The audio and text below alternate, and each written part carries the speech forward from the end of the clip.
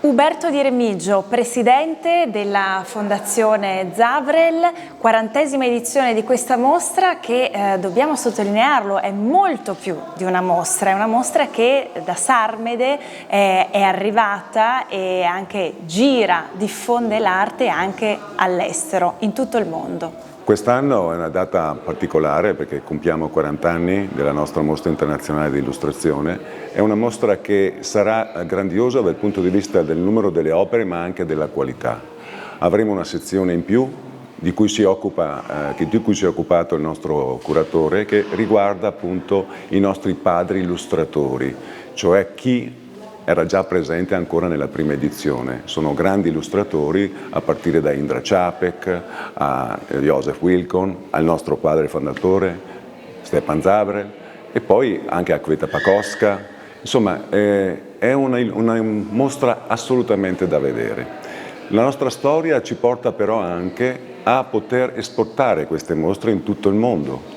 Abbiamo fatto un bilancio un po' delle nostre mostre che abbiamo realizzato nel mondo e sono circa 52, in Asia, nel continente americano, in Europa soprattutto e nelle città più importanti ma anche nelle città più piccole. In Italia ne abbiamo fatte quasi 501, quindi oltre il 40° anniversario, alle 40 mostre di Sarmede, si aggiungono tutte queste altre selezioni di opere che noi abbiamo realizzato in questo momento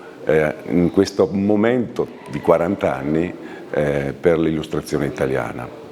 Attualmente abbiamo anche 7 mostre in contemporanea, era proprio una festa che volevamo fare dell'illustrazione, di cui una era iniziata già a settembre ad Atene, grazie agli Illustra Days, un altro festival dell'illustrazione a cui abbiamo partecipato, e l'altra la faremo per la prima volta nella storia, una mostra antologica del nostro padre fondatore della fondazione a Český Krumlov, un villaggio UNESCO della Repubblica Ceca.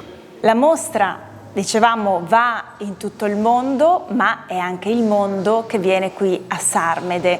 È una grande sfida anche portare così tante persone appassionate di arte e anche così tanti artisti in quello che tutto sommato è un piccolo centro del Trevigiano e soprattutto farlo per 40 anni.